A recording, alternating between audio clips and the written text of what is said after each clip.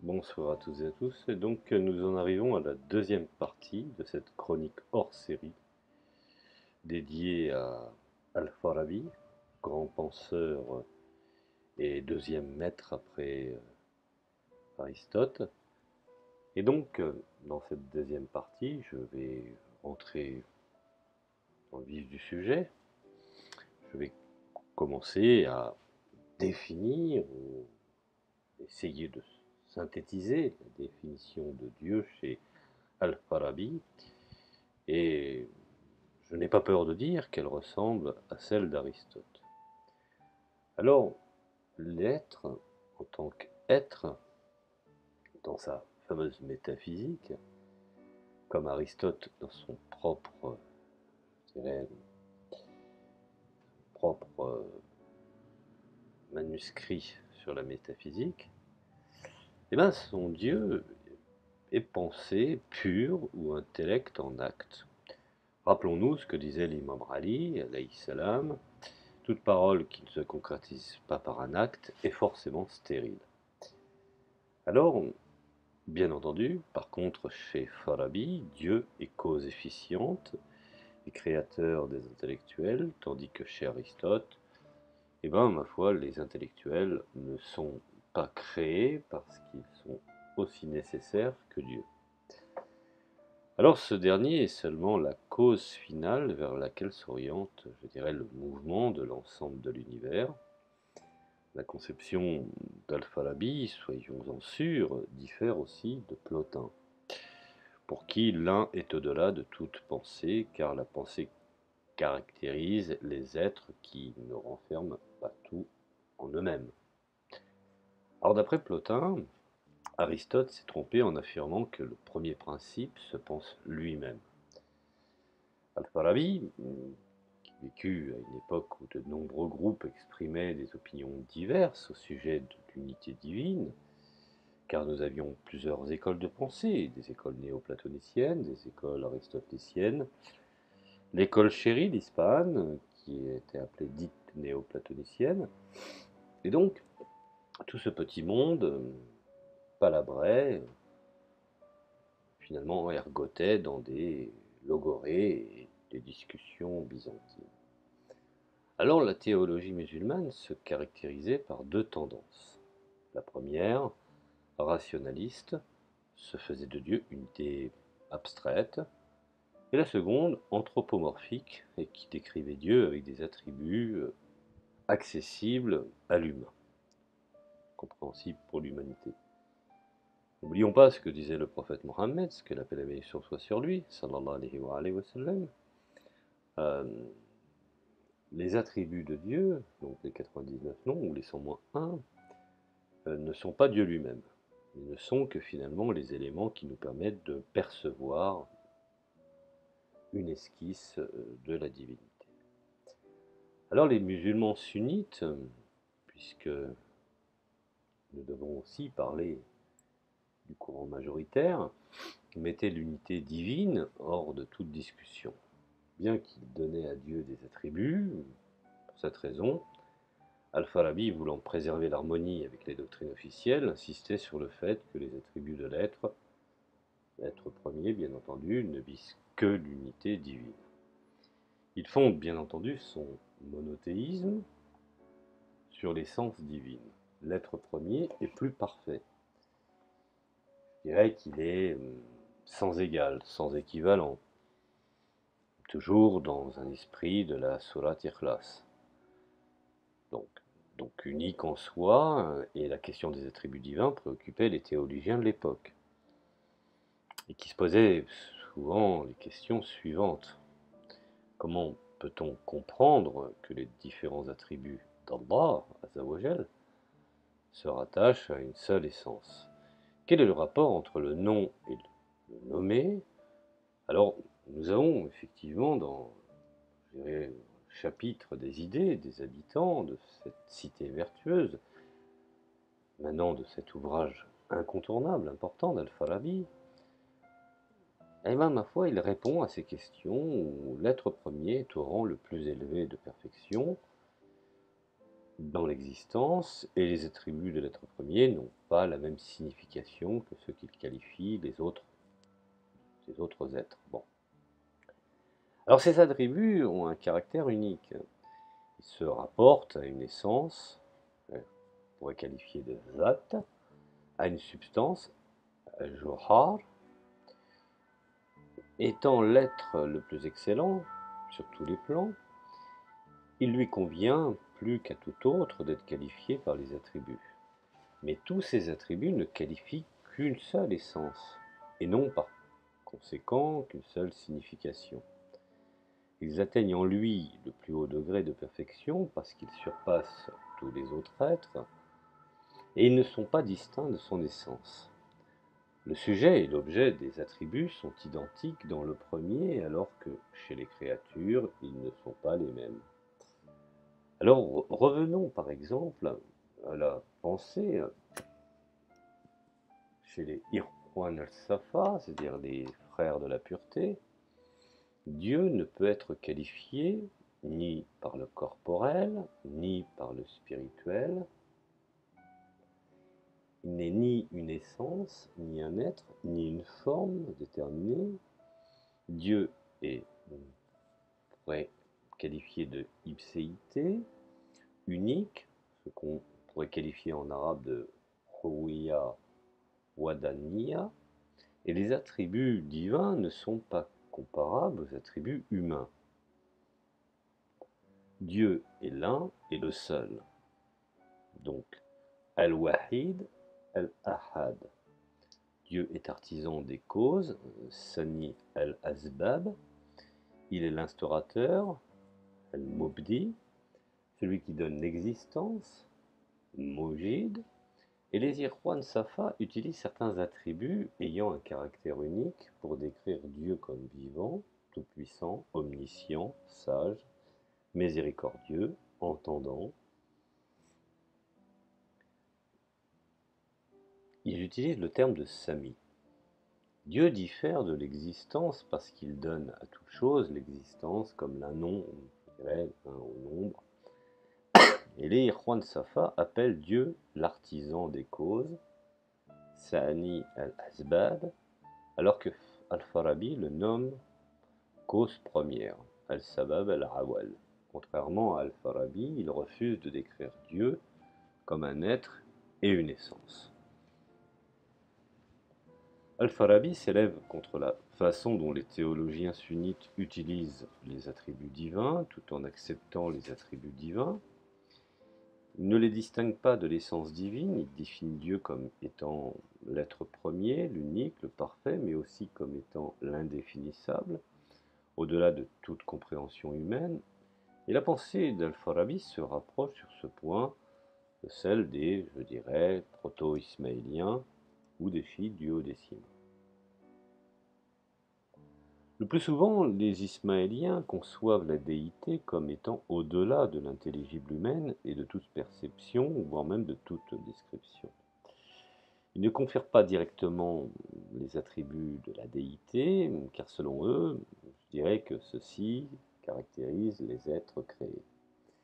Il est certes possible qu'Al-Farabi ait lu quelques ouvrages de Jabir ibn Hayyan, comme ceux dans lesquels il décrit le Créateur comme étant la cause première, dans ce qu'on qualifie de son ouvrage Al-Kitab al-Khamsin, le Dieu créateur, Al-Ba'ri, qui est placé au niveau de la première hypothèse, au-dessus de l'intelligence. Par contre, dans le Kitab al-Tasrif, cette place est assignée à la cause première, tandis que Dieu est situé au-dessus d'elle. Dans le Kitab al-Khawas al-Kabir, Jabir ibn Hayyan affirme que l'essence de la cause première est l'intelligence. Il semble y avoir une apparente contradiction dans ces textes décrivant le Créateur.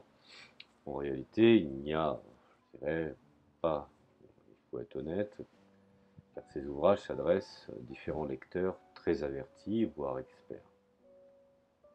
Dans le Kitab Sir al-Khatiqa, Jabir ibn Hayyan, s'inspirant des conceptions philosophiques des platoniciens, des pythagoriens, associe Dieu au nombre impair, fard, alors que la création correspond au nombre pair, zawj. Pour Al-Qadi, Abu Hanifa al-Numan, les noms divins du Coran désignent les hudud, les rangs des dignitaires. Les noms ne s'appliquent pas à Dieu de la même manière qu'ils s'appliquent aux dénommés, puisque les noms ne s'attribuent qu'à ce qui est concevable. Et chez Abu Yaqub al-Sijistani, la déité est totalement inaccessible, voire même inconcevable.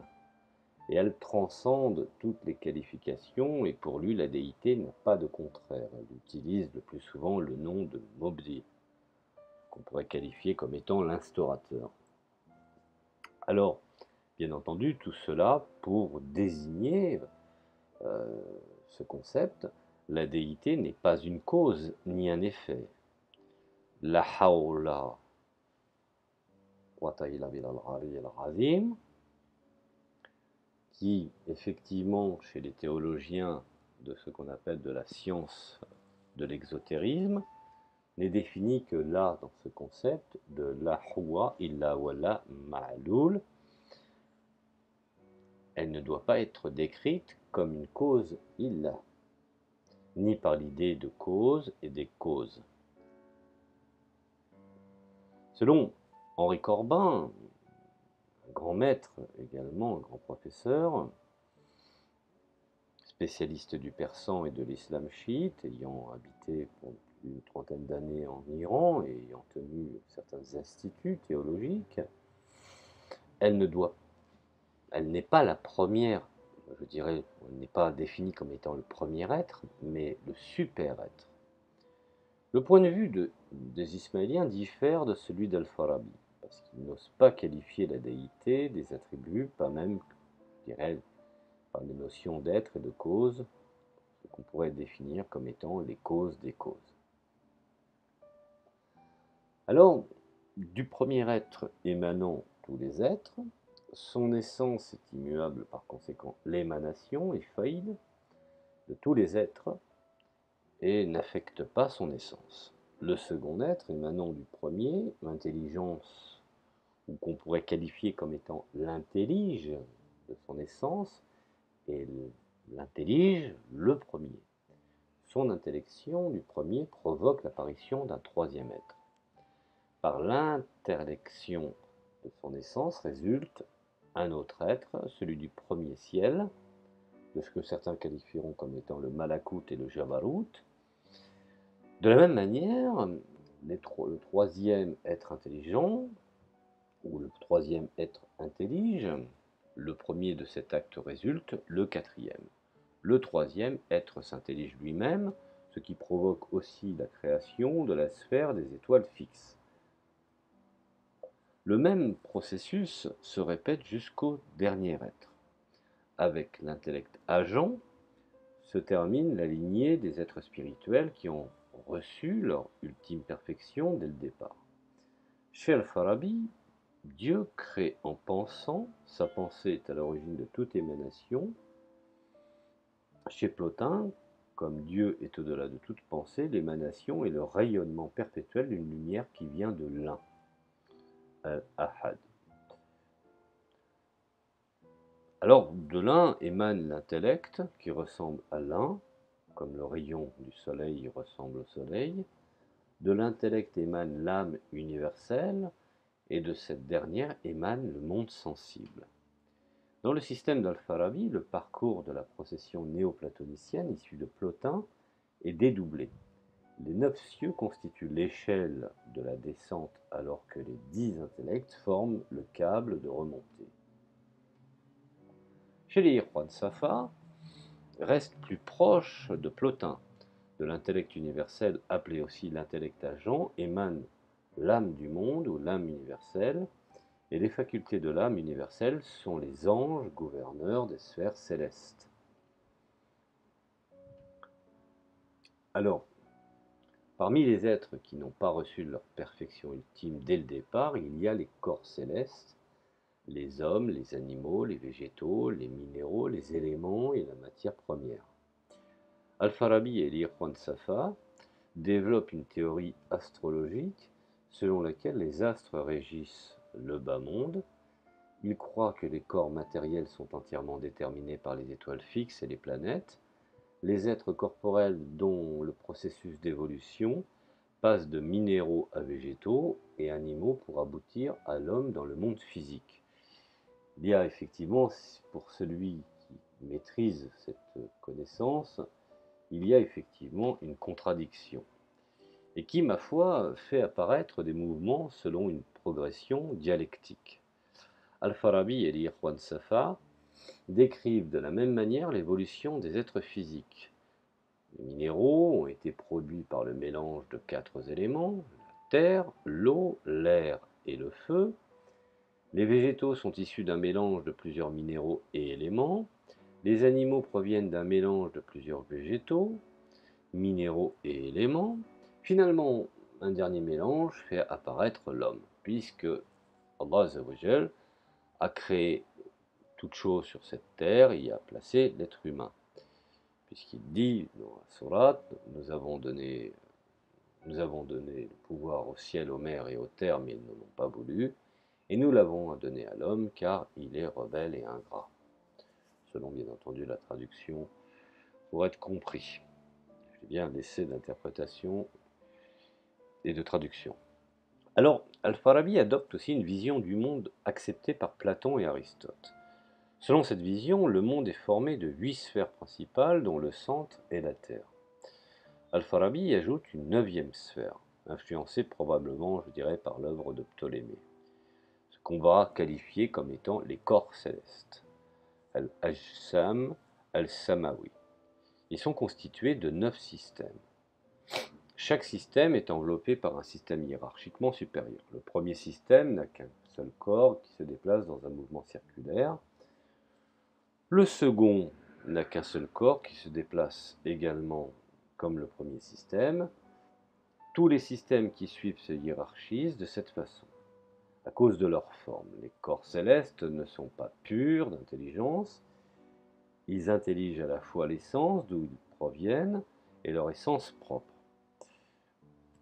Par leur forme, ils se distinguent du premier et des 10, je dirais, êtres spirituels qui sont en dehors de toute forme. Ceci étant, les corps célestes sont affectés par des contraires. Ils sont donc imparfaits, ils diffèrent des êtres spirituels qui ont reçu leur perfection ultime dès le départ.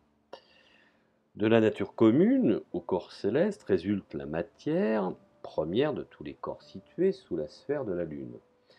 Cette matière, je dirais, matière première, est constituée d'une hiérarchie allant du complexe, voire au plus simple. Dieu produit tant qu'il se connaît éternellement lui-même, il ne peut donc produire qu'éternellement et qu'un être éternel. De plus, il ne peut produire immédiatement qu'un seul être puisqu'il est lui-même unique. Et un être qui, comme lui, a la capacité de se connaître, et c'est le premier intellect, contrairement à la théorie d'Aristote, ou la théorie aristotélicienne des mouvements sphériques. Il croit que chaque intelligence peut produire tous les mouvements propres à sa sphère. Alors, les chiites apportent quelques modifications au schéma néoplatonicien. Ainsi, la première intelligence, Al-Aql al-Awal-Nous, n'émane pas de Dieu, mais apparaît grâce à l'ordre Al-Amr ou au Logos, qu'on pourrait traduire par, effectivement, Qalima. Dans l'acte d'instauration, Ibda, à partir de la première intelligence commence l'émanation, le faïd, l'émanation des êtres. Dans le Kitab Tasrif, Jabir ibn Hayyan explique que l'âme du monde et la substance ont produit les choses de ce monde. Le désir, shahwa, de l'âme constitue le fondement de la génération, le kawn, du monde qu'on pourrait définir comme étant corporel. Dans le Kitab Maïdan al-Aql, Jabir ibn Hayyan, en parlant de l'élixir, affirme que l'être humain, s'il parvient à composer les choses isolées pour les transformer, peut atteindre le niveau de l'âme et de la substance. Dixit, la pierre philosophale. Cette conception du monde se rapproche d'une idée platonicienne selon laquelle l'art plastique, par exemple, imite l'œuvre de l'artisan divin, puisque Platon fait référence dans la République. Et ce sont les dieux inférieurs qui façonnent le monde en imitant le Dieu suprême. La cosmologie de Jabir s'inspire des néoplatoniciens qui, à partir du Timée, déduisent les cercles de l'âme et considèrent l'intelligence comme tournant autour de l'un, toujours le rapport à l'unique. Il reprend comme Al-Farabi la théorie des émanations successives représentées par des cercles, s'emboîtant l'un dans l'autre. Par contre, on ne retrouve pas chez lui le système des 10 intellects. Dans le Kitab al-Khamsin, Jabir écrit que la nature est le véhicule de l'âme. L'âme est le véhicule de l'intelligence et l'intelligence est instaurée, mubdata, par le Créateur, le Bari. Alors, Jabir ibn Hayyan poursuit dans le Kitab al-Khamsin, l'intelligence universelle, douée de connaissance, est le principe qui comprend en lui toutes les choses, et le Créateur, le Bari, très haut, c'est ce qu'on appelle l'unicité, c'est-à-dire c'est l'un, al-wahid. Le premier, al-awal, l'agent al-fa'al, le savant al-hakim, qui embrasse tous les principes au-dessus de lui. Depuis le début du 6e, voire jusqu'au Xe siècle, la cosmologie primitive chiite ismaélienne a été remplacée par une cosmologie d'origine néoplatonicienne et qui aurait été instaurée par le prédicateur Da'i Abu Abdullah al-Nasafi. Il serait le fondateur de la philosophie ismaélienne, et c'est à partir de la reconstruction des fragments préservés dans le Kitab al-Islah d'Abu Hamid al-Razi et le Kitab al-Riyad de Hamid al-Din al-Kermani que l'on peut connaître sa doctrine cosmologique. Dans son système, la déité est absolument, je dirais, au-delà de toute intelligibilité et de tous attributs ou non, au-delà de l'être et du non-être. Elle est la transcendance, je dirais, connaissable, appelée al-Mubdi, par l'effet de sa volonté, irada, et de son ordre, l'amr. Alors le Mubdi a instauré le premier intellect, al-aql al-awal al-mubda al-awal, de cette dernière émane l'âme nafs, et elle procède du monde sublinaire. Et effectivement, la cosmologie d'Al-Nasafi a généralement été adoptée pour l'essentiel. Mais elle a été raffinée par des auteurs postérieurs. Al-Farabi connaissait peut-être, présupposons, connaissait peut-être les ouvrages d'Al-Nasafi, mais il ne développe pas dans sa théorie de la création les notions de volonté divine, d'ordre divin et d'instauration divine. Le processus d'émanation commence avec l'être premier, alors que chez les Ismaéliens, il commence avec le premier intellect. Chez Abu Yaqub al-Sijistani, l'instaurateur, le Mubdi, est doué d'une faculté d'instauration, ibda, grâce à laquelle surgit le sabir, celui qui précède l'intellect. Ce dernier est apparu par l'intermédiaire de l'ordre divin, le kun. Il est le seul être qui peut accueillir l'ordre divin dans son Tuhfat al-Mustajibin. L'ordre Amr est appelé aussi science, l'ilm, logos ou parole, kalima, ou dans le Kashf al-Mahjoud, Abu Yaqub al-Sijistani identifie l'intellect, l'aql, avec la parole kalima. Et cette dernière est la source de l'instauration, l'Asr Ibda. Alors, comment elle procède dans sa manifestation? Soyons logiques, elle est d'abord, je dirais, dans l'intellect, qui est la source de toutes les substances simples et composées. L'intellect est une miséricorde divine, ce qu'on pourrait qualifier de Rahmat al-Khudai, émanant sur la création. Il est la lumière émanée, resplendissante dans toute chose. Le monde inférieur apparaît grâce à la création, l'Haq, et à l'initiative créatrice qu'on pourrait qualifier de taftir. Alors, l'homme mérite une attention particulière dans cette théorie, car en plus de l'intelligence, il possède de multiples facultés. Par exemple, la faculté sensitive, al-quwwa al-hasa, qui aide à percevoir les éléments du monde physique.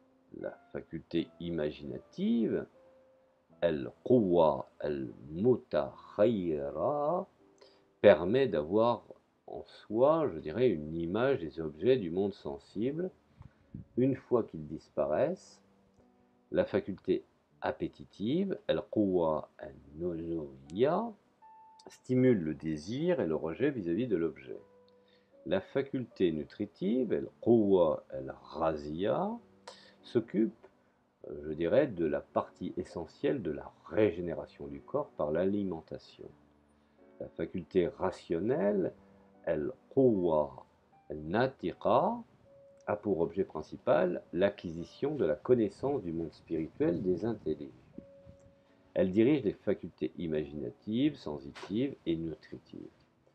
Toutes ces facultés s'ordonnent en un système hiérarchique, une forme de société qui aurait été effectivement même redéfinie plus tard par ce médecin que fut Alexis Carrel dans L'homme, cet inconnu. Alors la faculté nutritive est comme la matière de la faculté sensitive. Cette dernière est comme la matière de l'imaginative. Et cette dernière devient à son tour la matière de la faculté rationnelle. À l'inverse des autres, l'intellect n'est pas la faculté d'aucune autre faculté. Alors que l'appétitif est assujetti à la fois aux facultés sensitives, imaginatives et rationnelles.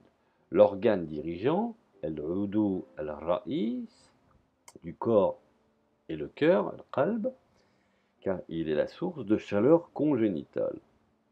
Le cerveau, dimagh, se situe en deuxième rang. Il sert le cœur et ordonne les autres organes. Après le cerveau, d'autres organes se hiérarchisent les uns par rapport aux autres. Le foie, par exemple, le kabid, la rate, le tihal, puis les autres organes. Tous ces organes et facultés forment un tout et fonctionnent en harmonie grâce à l'âme humaine, un peu comme une société parfaite que classifiait effectivement Farabi dans sa cité idéale. Il y a deux catégories d'intelligibles. Les intelligibles non rattachés à la matière qui sont intelligence en acte et intelligible en acte. Les intelligibles rattachés à la matière qui ne sont pas intelligence en acte et intelligible en acte. L'intelligence, je dirais, humain, al-aql al-insani, est potentiellement, je dirais, une intelligence aql et une intelligence al-maqula, c'est-à-dire toutes ces choses rattachées à une matière qui ne sont intelligentes ni en acte ni en puissance et peuvent devenir intelligibles en acte. Le bonheur pour tous les êtres consiste à atteindre une perfection telle qu'ils n'ont plus besoin de la matière pour survivre et continuer leur évolution. Souvent, soyons honnêtes, nous avons pu constater que la matière peut être aussi source de corruption puisqu'elle est qualifiée comme étant, d'une façon peut-être un peu vulgarisée, la dunya. Généralement, revenons à ce que disait Platon, donner le pouvoir à ceux qui le refusent, et quant à ceux qui le prennent, le détestent tellement et s'en méfient qu'ils n'ont que principe que de lui redonner une dimension du bien commun et ne se laisse pas avoir ou corrompre par cette conception, je dirais, de l'adoration matérielle. Alors, chez Al-Farabi, l'union avec l'intellect agent peut s'opérer par l'intellect. Il devient, je dirais, la source de toute connaissance philosophique, Al-Falsafa, et cette union peut aussi s'opérer par l'imagination. C'est alors, je dirais, la source des révélations et inspirations, de même, sans, sans prétendre prophétiser, la philosophie prophétique du schisme a développé toute une théorie de l'imagination validant la connaissance imaginative, je dirais, de sa perfection du monde. Beaucoup de grands savants furent effectivement des savants chiites, mais pratiquant la politique de l'arcane par rapport effectivement à des pouvoirs, je dirais, corrompus ou des califes sans, sans pitié, dont Farid din Attar et d'autres encore que nous pourrons qualifier, ou Ibn Arabi, qui effectivement ont emprunté énormément, je dirais, de philosophie à cette conception de la gnose. Alors revenons à Al-Farabi et ce qui nous importe, les intelligibles en puissance ont besoin, je dirais, d'un intellectuel ou le mot serait peut-être un peu fort, mais d'une certaine forme d'intellectualité en acte est séparée de la matière pour devenir intelligible en acte. L'intellect agent fait passer les intelligibles et les intelligences de la puissance à l'acte. La faculté rationnelle se dédouble en spéculative, ce qu'on appelle nazaria, et pratique, amalia. La pratique, je dirais, on pourrait qualifier la section ou la partie pratique est au service de la partie spéculative. La faculté rationnelle spéculative est ordonnée aux intelligibles théoriques et la faculté rationnelle pratique est à la recherche d'une connaissance instrumentale servant à la création d'objets utiles pour atteindre la perfection. Alors, bien entendu, pour préciser, on peut dire que les intelligibles pratiques, où la parole distingue l'être humain des autres animaux, elle procède des facultés et des principes intellectuels, l'accomplissement de l'intellect, l'aql, rend l'être humain véritablement substantiel. Alors les principes rationnels sont le fondement et la condition nécessaire pour atteindre la perfection, et ces principes fournissent plusieurs autres choses aux créatures, en plus de ce que donne effectivement la nature. La perfection ne peut s'accomplir qu'en compagnie de plusieurs hommes, c'est-à-dire de ce que disait l'imam Ali, il disait j'existe parce que l'humanité existe. Même si je suis l'abstraction, je suis aussi une partie de cette abstraction. Et ce qu'il ne faut pas oublier, c'est que souvent le mot moi, donc un a, est souvent, je dirais, la contradiction du mot nahnu, du mot nous. Et souvent, le nahnu est qualifié comme étant divin et le anna comme étant malin, puisqu'il fait automatiquement une dichotomie sur le fait de n'exister seul comme un égoïste, en oubliant que nous appartenons à un seul même monde. Alors, pour ce qu'il en est de la perfection, qui ne peut s'accomplir qu'en compagnie de plusieurs hommes, ou confronté à d'autres hommes, c'est-à-dire que l'être humain est un animal politique et social, et pour atteindre le bonheur, je dirais, suprême, il faut acquérir les vertus spéculatives, al-fadaïl, al-nazariya, les vertus de la pensée, al-fadaïl, al-firiqiya, les vertus morales, al-fadaïl, al-khuluqiya, et les arts pratiques, al-sanaïl, al-amaliya. Alors, bien entendu, les corps célestes contribuent, je dirais, d'une manière efficace à parfaire les choses naturelles. L'intellect agent fournit le reste des perfections à l'être humain, qui possède trois sortes de volonté. Irada, il en partage deux avec les animaux, alors que le troisième, appelé choix, ikhtiyar, lui, est absolument spécifique. La première, je dirais, consiste en un désir ou une aversion de la faculté appétitive lorsqu'elle reçoit des informations à la faculté sensitive.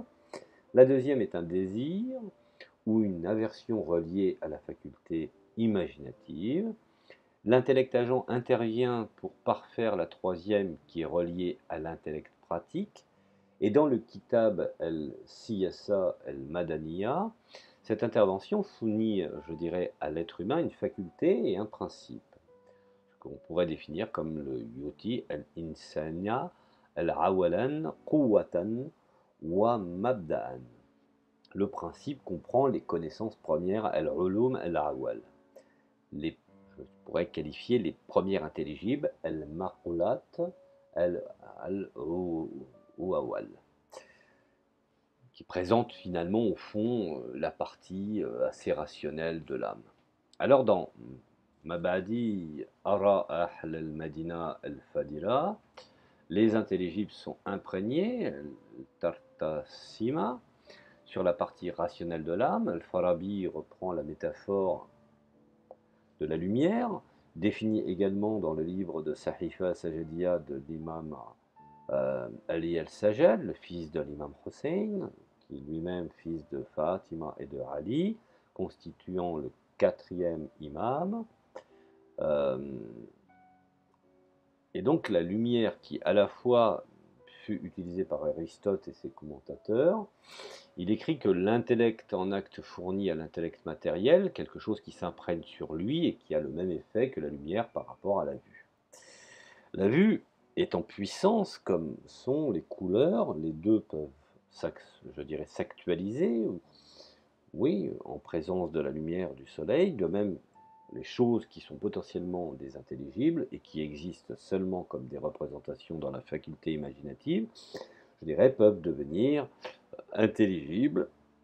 Ainsi, les premières intelligibles, qui sont communs à tous les hommes, sont de trois sortes.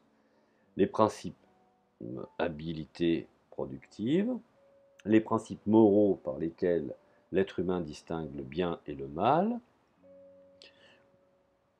et les principes premiers qui mettent de connaître les êtres, leur rang et la cause première, sabab al-awwal, et l'être humain a le choix de se parfaire ou non, en optant ce qui est recommandable ou blâmable. À cause de cela, il mérite une récompense ou une punition, il a la capacité de rechercher le bonheur ou pas par sa volonté, irada. Il peut obtenir le bien, je dirais, le khair, ou le mal, le shar, pour diriger ou s'orienter, je dirais, vers le bonheur. Alors il peut opter, je dirais, déjà premièrement pour un sacerdoce qui serait une connaissance et un savoir comment l'atteindre. Le premier intelligible fourni par l'intellect agent joue le rôle, ou joue même le rôle crucial. Ayant perçu les premières intelligibles, l'objectif premier de l'être humain doit être de perfectionner sa faculté rationnelle spéculative, natiqat an-nazariya, la seule faculté qui puisse percevoir le bonheur avec certitude. Alors il doit aussi développer ses autres facultés rationnelles, pratiques, al-natiqa al-amaliya, appétitive, al-nuz'iyya, imaginative, al-mutakhayyariya et sensitive, al-hassasa. Pour atteindre le bonheur, lorsque l'être humain cherche à atteindre ce but, ce qu'il fait est bon, lorsqu'il dévie de ce but, tout ce qu'il entreprend est mauvais. Celui qui s'est efforcé d'atteindre la connaissance en se fondant sur les premières intelligibles redevient le récipiendaire de l'effusion de l'intellect agent. Lorsqu'il est prêt, son intellectuel passif, al-aql al-munfa'il, devient la matière première pour l'intellect acquis, al-aql al-mustafat, et ce premier sert de matière première à l'intellect agent. Alors l'intellect acquis d'Al-Farabi diffère du nous d'Alexandre d'Aphrodis. début du IIIe siècle, me semble-t-il, chez qui l'intellect est un état intermédiaire entre l'intellect en puissance et l'intellect en acte. Pour Al-Farabi, l'intellect acquis est l'état par lequel l'être humain reçoit les formes de l'intellect agent par l'intermédiaire de l'intuition et de l'imagination. Les idées concernant l'intellect acquis chez les intellectuels, ou même chez Farabi, se voient d'une manière assez différente et, je dirais même significative, de l'aristotélicisme. Alors l'intellect agent agit sur la faculté imaginative en lui fournissant je dirais, les intelligibles convenant à la faculté rationnelle spéculative, et je dirais même les sensibles convenant à la faculté rationnelle pratique. Au moyen de songes et des visions, l'intellect agent communique les particuliers à la faculté imaginative par les divinations, le kihanat. Il transmet les intelligibles à la faculté imaginative. Lorsque l'intellect agent agit sur la faculté imaginative, il fait partie des idées, je dirais, il fait même, je dirais, transmettre ou même parvenir les idées, ce qu'on pourrait qualifier comme étant des idées intelligibles, comme des idées reçues, sous une forme sensible. Ainsi, il communique ses idées par l'intermédiaire de cette faculté afin de véhiculer la révélation nécessaire pour qu'elle s'accomplisse en acte dans l'intellect humain. Dans le Kitab al-Siyasa al-Madaniya, Al-Farabi présente cette intervention comme entrée en jonction, ittasala. Et dans le Mabadi al-Ara Ahl al-Madina al-Fadila, il décrit l'être humain sur qui l'intellect agent est descendu, c'est-à-dire l'émanation de l'intellect agent à l'intellect passif. Le pouvoir qui rend l'être humain capable de comprendre les choses et de se diriger vers le bonheur émane de l'intellect agent vers l'intellect passif à travers la médiation de l'intellect acquis. Ce phénomène constitue une révélation, wahi, parce que l'intellect agent émane de la cause première. La révélation, en effet, vient de la cause première, et cette transmission au monde sensible se fait par les songes ou les visions. Le plus haut degré de l'action d'intellect agent s'accomplit par la transmission des révélations prophétiques, des connaissances divines, et l'intellect du messager Mohammed, sallallahu alayhi wa sallam, que la paix et la bénédiction soit sur lui et sa sainte famille, gratifié par le mandat spirituel.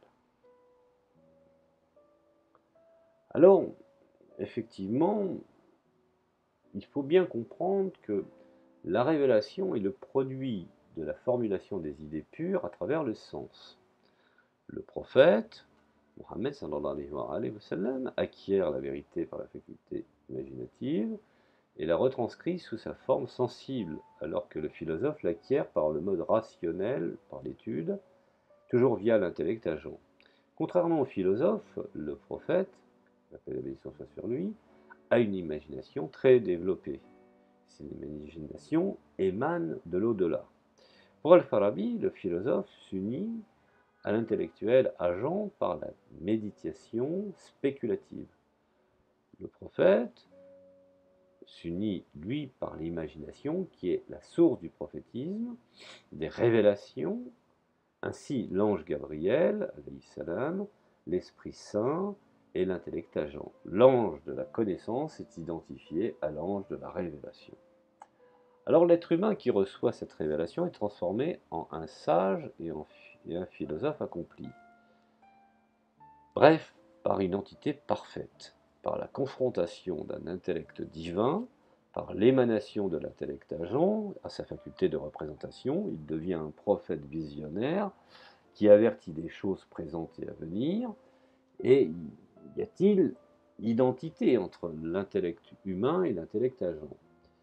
Dans le Tahsil al-Sa'ada, Al-Farabi semble affirmer: le chef suprême n'a pas besoin d'être dirigé dans aucun domaine, car il a acquis toutes les sciences. Il est capable de mener à bien tout ce qu'il entreprend et de bien guider, je dirais, les autres vers le bonheur. Ce caractère ne se trouve que chez celui qui possède des dispositions naturelles à unir son âme avec l'intellect agent. Il devient l'hôte de l'intellect agent. Il est à la fois prophète, philosophe et sage. Il est parfait, ma'soum, Il est un guide et aucun homme ne le domine. Il possède les fameuses 12 qualités innées. Les Ikhwan al-Safa attribuent aussi au prophète législateur 12 qualités, je dirais, innées et quelques différences de détails. Le roi philosophe est naturellement disposé à recevoir l'intellect agent. Son intellect, je dirais, patient, atteint par, je dirais, sa perfection par l'appréhension de tous les intelligibles et devient une intelligence en acte. Et c'est par la vertu de la pensée, le fadila, le friqiyya, que le roi accomplit au mieux sa fonction et qu'il est plus utile, je dirais, pour atteindre les fins de l'État. Al-Farabi distingue les sciences des sages, al-hukama, celles des autres. Les sages possèdent une science fondée sur des démonstrations, al-barahim, et des sciences de démonstration sûres, tandis que les autres se contentent des représentations, al-mathalat. Les chefs de l'État et l'élite de l'élite, parce que sa science est établie sur des preuves certaines. C'est pourquoi il est le philosophe. Sa science est appelée chez les Grecs la plus haute sagesse ou la philosophie en tant que telle. Le philosophe est celui qui aime et se consacre à la plus haute sagesse.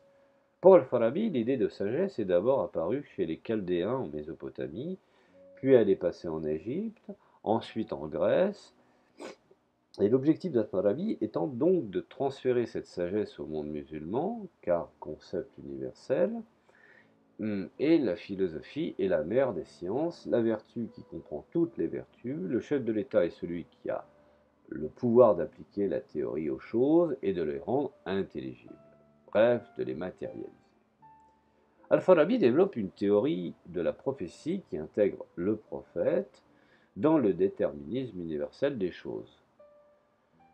Les qualités intrinsèques de sa nature font du prophète un prophète, mais la vérité intelligible à laquelle accède le prophète, le sage, par l'ascèse et l'étude, peut aussi en bénéficier. Sage et prophète se rencontrent, la connaissance intellectuelle véritable s'opère par la jonction, ittisal, de l'intellect humain en puissance et de l'intellect agent. Sous l'illumination de ce dernier, l'intellect patient devient à la fois intellect et intelligible en acte pour devenir intellect acquis. On pourrait qualifier al-aql al-mustafad. Bon, le sage, en qui l'intellect et l'imagination à la fois seraient complètement purifiés ou ouverts à l'influx de l'intellect agent, méritait l'appellation de sage et de prophète. Ainsi, le rôle du prophète est plus important que celui du sage. Car les plus grands prophètes législateurs et les prophètes de l'islam, Mohammed sallallahu alayhi wa sallam, surplombent la hiérarchie spirituelle. Le prophète mérite plus que tout autre d'être le chef ou le guide de la cité vertueuse. Alors, me direz-vous, dans Ihsa al-Ulum, Al-Farabi écrit que le chef suprême, c'est-à-dire le philosophe, le prince, le législateur ou l'imam, est le seul qui puisse amener à se réaliser sur la terre la cité idéale de Platon.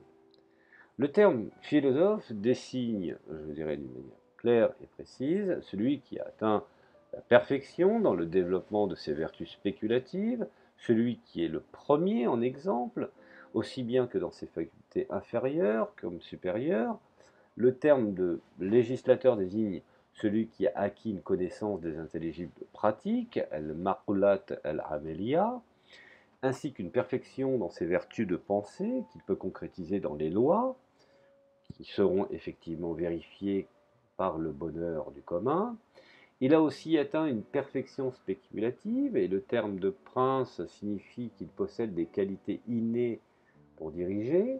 Le terme imam désigne celui qui a atteint, je dirais, une telle perfection qu'il peut atteindre les objectifs et qu'il propose par ses propres capacités.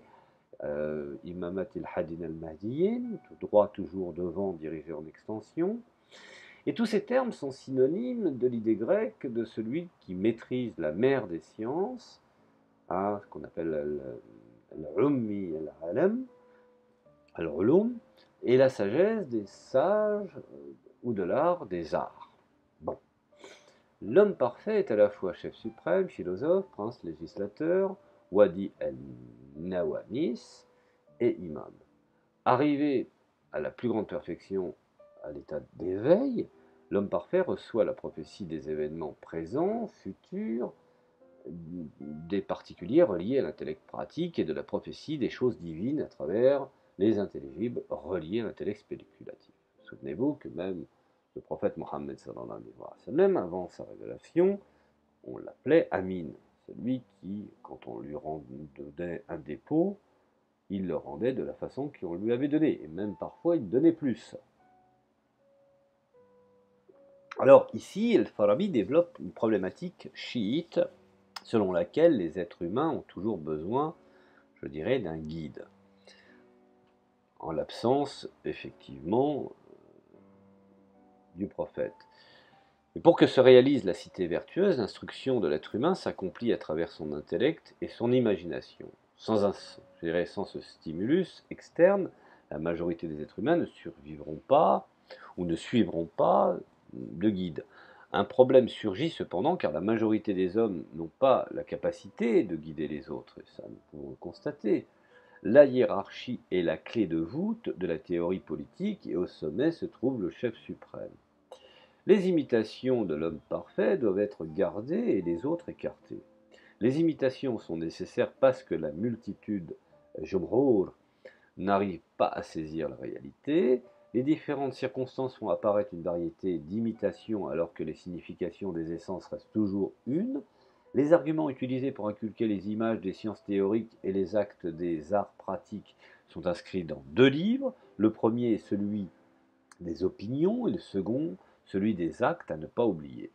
Le prince philosophe doit faire cette distinction pour les différents groupes de la nation. La prophétie, je dirais, mohamédienne,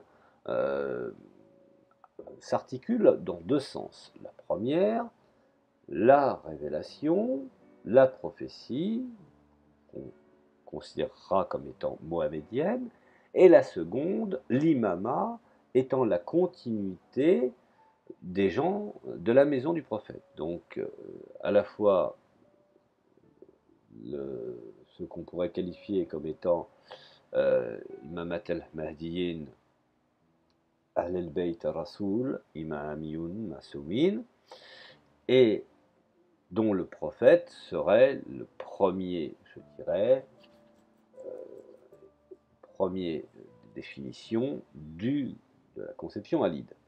Alors la prophétie musulmane chiite met en valeur le mode de connaissance chez le prophète et l'imam. Pour Al-Farabi, le prophète est parfait. Il est né parfait, il n'a commis aucune erreur, et effectivement, il s'oppose désormais au milieu sunnite, prétendant que le prophète a commis des erreurs telles que vous connaissez Abbas wa Ta'ala, sur le fait qu'il aurait bougé l'épaule en refusant de parler plus à un pauvre plutôt que de parler à des riches. Bon, tout le monde connaît effectivement cette interprétation.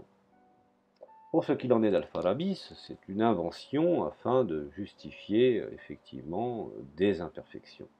Alors pour en revenir effectivement à la conception chez Farabi, où il y a à la fois l'imam prophète, c'est-à-dire que le prophète est aussi un imam, puisqu'il est de tout droit dirigé en extension.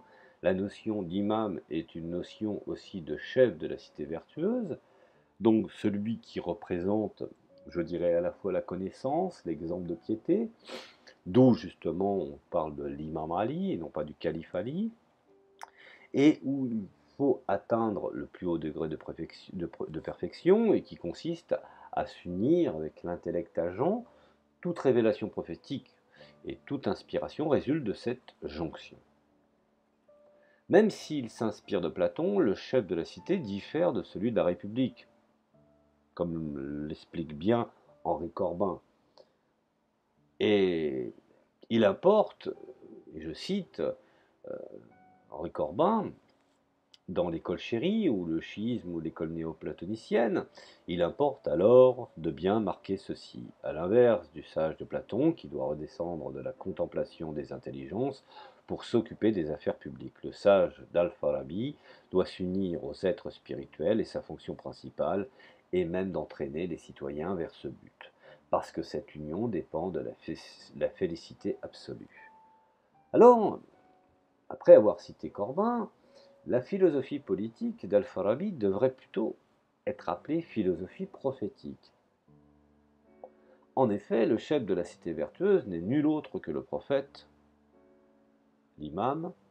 Il est le sage, qui est aussi un prophète, mais ces deux fonctions ne sont nullement juxtaposées, l'une à l'autre comme deux réalités distinctes. Car le chef de la cité vertueuse n'est prophète que parce qu'il est sage, et n'est sage que parce qu'il est prophète. Il n'y a pas de dichotomie entre ces deux missions. Ces arguments concernant la nécessité des prophètes et les qualités du prophète ou de l'imam rapprochent beaucoup sa pensée au schisme du Haut-Décimain, faisant effectivement l'éloge des 12 imams.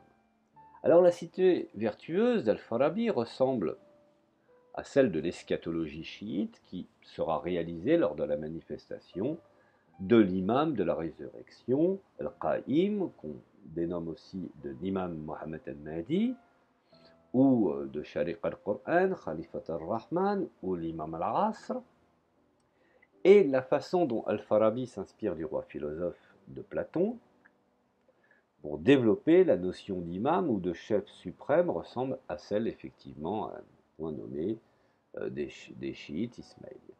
Car les ismaéliens se présentent souvent comme les héritiers de la sagesse des philosophes grecs. Dans l'ismaélisme, l'argument expliquant pourquoi l'imam est le seul qui a le privilège d'interpréter la foi et de dévoiler le sens ésotérique, comme je l'ai expliqué, el-batin, et la révélation découle de leur conception de la création. Même si la théorie ismaélienne de la création est néoplatonique, l'imam y occupe la même position du roi philosophe de la République qui est le seul capable d'expliquer aux citoyens le monde des idées. Pour Platon, par exemple, l'existence de la cité idéale serait impensable sans la représentation, sans la présence du roi philosophe. Et le philosophe doit devenir un roi, il doit diriger la cité pour qu'elle atteigne la perfection. Dans l'allégorie de la caverne, Platon considère que c'est le devoir du philosophe de diriger et de montrer à la société le meilleur, et surtout la meilleure façon de vivre. Sinon, les prescriptions de la loi finiront par entraver le fonctionnement de l'État, et la corruption sera endémique, et la société sera perdue. Alors c'est la présence du roi philosophe qui assure l'existence d'une république et qui mène au bonheur, à une vie bonne et sage, et de façon similaire de l'imama. Donc je l'ai bien expliqué, dans le dogme sunnite c'est le califat, et dans le dogme chiite c'est l'imama, qui est une nécessité religieuse pour maintenir l'unité de la foi et pour qu'elle se réalise ou réalise l'idéal de la religion. Sans la guidance des imams, l'unité de la foi n'est pas possible de la religion et devient une source de controverse entre les théologiens. Bien entendu, ces imams ne sont dans le chiisme que de la descendance du prophète Mohammed sallallahu alayhi wa sallam, et ont prouvé effectivement qu'ils appartiennent bien à cette noble descendance par leur connaissance. Alors pour que la cité idéale se réalise, il faut effectivement que les philosophes deviennent rois, que ce sont ceux qui se présentent rois, s'intéressent à la sagesse, soit un exemple, comme disait l'imam Ali, si tu veux être obéi par le premier des riches, quand tu es gouverneur, alors vis comme le dernier des pauvres. Grande sagesse derrière cette réflexion. Bien entendu, tout cela souscrit à une certaine forme de pouvoir politique et philosophique où se rencontrent ces deux notions. La fonction, je dirais, majeure ou majoritaire du roi philosophe est d'appliquer la sagesse pour le bien-être de l'État. Il doit être une source d'exemple. Lui-même doit s'imposer une certaine rigueur. Le roi philosophe doit diriger et son règne doit être absolu. Il transmet la connaissance de la réalité ultime et en même temps il est l'administrateur des affaires humaines pour le bien de la communauté. De même, l'imam, qui est au plus haut niveau de la hiérarchie, est à la fois un guide de la vie spirituelle et de la vie matérielle. Il est l'autorité suprême dans l'interprétation de la foi, mais également dans une certaine forme de miséricorde. En termes platoniciens, seul l'imam peut atteindre et comprendre le plus parfaitement le monde des idées par sa qualité, par, je dirais, euh, sa notion de probité et d'éthique. Et les qualités exigées de l'imam et du roi philosophe sont similaires. Les deux ont été choisis par Dieu et gratifiés. Le roi philosophe de plusieurs qualités et d'une grande intelligence. De même chez les chiites, Dieu a gratifié l'humanité de l'imama qui se transmet dans les descendants directs de Ali et de Fatima, hein, et les imams ayant des qualités naturelles euh, au-dessus des autres, ils connaissent et transmettent graduellement le sens intérieur et les révélations antérieures, et le roi philosophe voit la réalité du monde et des formes et la transmet. De même que l'imam a une connaissance de l'au-delà qu'il transmet à ses fidèles. Alors pour atteindre la perfection, l'homme doit vivre en société. Le but de la cité d'Al-Farabi est, comme celui de la République de Platon, retrouver l'ordre à la cité vertueuse dont le but est de permettre à ses citoyens d'atteindre le bonheur, la félicité, et s'oppose, je dirais, aux cités corrompues. La fin des cités corrompues n'est pas le vrai bonheur, mais le faux bonheur. La santé, le plaisir, l'argent, les honneurs, la puissance, l'orgueil, et la liste serait longue, hein. Les âmes des habitants des cités corrompues resteront imparfaites, car elles demeurent sous la dépendance du corps. Et quand le corps disparaîtra, elles disparaîtront. Quant aux âmes de la cité vertueuse, elles demeureront dans la félicité parce qu'elles ont connu la pratique de vérité, c'est-à-dire la cause première de tous les êtres qui en découlent. N'oublions pas ce que disait l'imam Ali, salam alayhi, quand un tyran disparaît, c'est un soulagement pour le peuple, et quand un homme de bien disparaît, c'est une perte pour l'humanité. Alors Al-Farabi compare la hiérarchie des membres de la cité dirigée par le prince à celle des êtres spirituels dirigés par la cause première. Il faut savoir que chaque rang est simultanément dirigeant et dirigé à l'exception de celui qui est au-dessus ou en dessous de la hiérarchie. Au-dessus de tout, il y a la cause première, en dessous la matière première et les éléments. Cette hiérarchie est comparée aux organes du corps humain. La cité vertueuse ressemble au corps humain, dont les membres s'entraident pour le maintien de la vie. De même, dans le corps humain, le cœur dirige tous les organes, ainsi doit-il exister un chef pour la cité vertueuse. Le cœur est le premier organe, la cause de tous les autres. Il a la capacité de régler les désordres, comme le dirigeant a la capacité de transformer les cités non vertueuses. Le chef de la cité vertueuse a atteint le plus haut degré de perfection. Il est à la fois l'intelligence en acte et intelligible en acte. Sa faculté imaginative atteint la perfection que je viens de décrire auparavant. Alors les habitants de la cité vertueuse doivent chercher à connaître la cause première, les intellects séparés, l'intellect agent, les corps célestes, les corps naturels, les habitants de la cité vertueuse et des cités opposées. Ils connaissent tous ces êtres réellement par analogie ou représentation. Les sages ont une connaissance réelle des choses qui est supérieure à la connaissance par analogie. Les autres membres de la cité vertueuse les connaissent par le second mode de connaissance. Et parmi ces derniers, il existe trois catégories, ceux qui ont besoin d'une direction, ceux qui poursuivent certains objectifs de la cité ignorante et ceux qui n'ont aucune idée de la vérité. Et chez Al-Farabi, la conception du chef suprême, législateur et imam ressemble fortement à celle, je dirais, de la conception d'Abu Hatim al-Razi. Et Al-Farabi, probablement, a lu ses œuvres. Chez Abu Hatim al-Razi, il existe une hiérarchie spirituelle chez les êtres humains, les gens différents quant à leur degré d'intelligence et leur vivacité d'esprit. Ils ont, je dirais même, donc nécessairement besoin les uns des autres et doivent apprendre les uns des autres. Concernant la religion et les affaires de ce monde, il y a des savants, des apprentis, des imams et des disciples. Dieu accorde en propre à certains sa sagesse et sa miséricorde. Il les élit parmi, je dirais, ses créatures et les envoie comme messagers à d'autres. il les conforte et les favorise par la prophétie, il leur enseigne par une révélation venant de lui, ainsi pourront-ils guider les gens à la fois dans la vie matérielle et la vie religieuse. Les imams et les prophètes ont été reconnus pour leur intelligence et leur sens politique et leur caractère louable. L'imam, comme le prophète, réunit en lui toutes les qualités louables comme la véracité, l'intégrité, l'intelligence, la magnanimité, la pondération, la retenue, la miséricorde, l'excellence de caractère, la modestie, la générosité, la loyauté et la bravoure, voire même la délicatesse du cœur et l'affection, voire finalement au fond le pardon. Alors, que pouvons-nous dire, je dirais, en guise de conclusion? Alors chez Al-Farabi, la création se distingue, je dirais, par les 10 intellects émanants les uns des autres, dont le dernier, l'intellect agent, se transforme, ou transforme l'intellect possible en intellect acquis.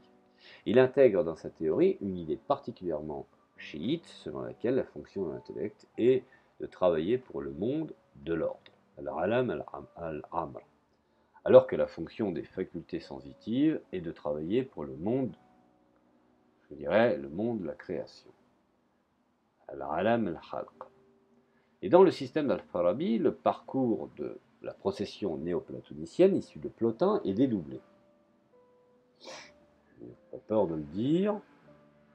Les 9 cieux constituent l'échelle de la descente, alors que les 10 intellectuels forment le câble de la remontée. L'Ikhwan al-Safa reste plus proche de Plotin, de l'intellect universel, appelé aussi l'intellect agent qui émane l'âme du monde ou l'âme universelle. Les facultés de l'âme universelle sont les anges gouverneurs des sphères célestes. Al-Farabi et l'Ikhwan Safa décrivent je dirais, de la même manière l'évolution de la formation des êtres physiques. Les minéraux ont été produits par le mélange de 4 éléments, ce que je viens de citer au précédent. Et donc effectivement, les végétaux sont issus d'un mélange de plusieurs minéraux, les animaux proviennent d'un mélange de plusieurs végétaux, minéraux et éléments. Finalement, le dernier mélange fait apparaître l'homme. Al-Farabi ne développe pas dans sa théorie de la création les notions de volonté, d'ordre, d'instauration. Le processus d'émanation commence avec l'être premier, alors que chez les Ismaéliens, il débute avec le premier intellect. Au terme, finalement, de ce petit volet d'études qui, modestement, la question demeure finalement au fond, après cette réflexion et ce résumé que j'espère n'est pas trahi, finalement la question demeure au sujet de l'appartenance, je dirais, religieuse d'Al-Farabi. Ce qui est sûr, c'est que nous savons qu'il est chiite. Mais a-t-il à un moment donné voulu s'orienter vers l'ismaélisme? Personne ne le sait. Alors, effectivement, même si on en dégage certaines analogies de structure entre philosophie d'Al-Farabi et la théosophie ismaélienne, il n'en demeure pas moins qu'il reste quand même attaché à beaucoup, je dirais, de règles qui sont liées plutôt au schisme de Haut-Décime.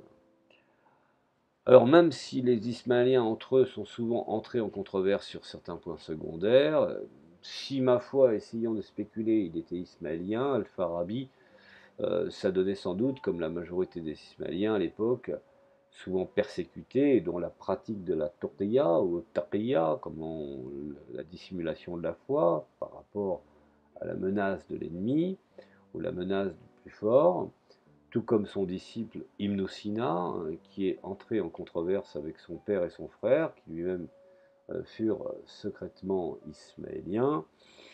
On sait que Ibn Sina émanait d'un milieu ismaélien et a choisi plutôt le chiisme classique.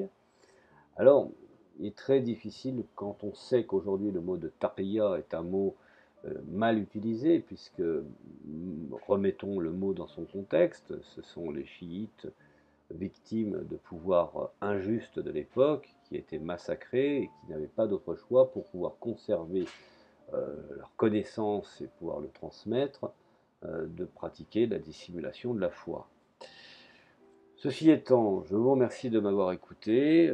J'ai fait cette petite, je dirais, en 2 volets, petite analyse sur la croyance et, je dirais, l'existence d'Al-Farabi, qui est quand même le deuxième maître dans l'islam, hein, bien avant Ibn Sina, bien avant Ibn Rushd, bien avant Averroès, Avicenne, Avenpas, Ibn Tawfel, Ibn Baja, ou même Ibn Arabi. Il reste quand même la référence, puisqu'il est étudié dans le monde entier, et il y a même des chaires d'université dans les plus grandes prestigieuses universités allemandes, anglaises, américaines, qui s'intéresse encore de nos jours aux œuvres d'Al-Farabi, puisqu'il représente quand même la réintroduction du savoir grec, savoir qui a été réintroduit en Andalousie, réintroduit à Bagdad.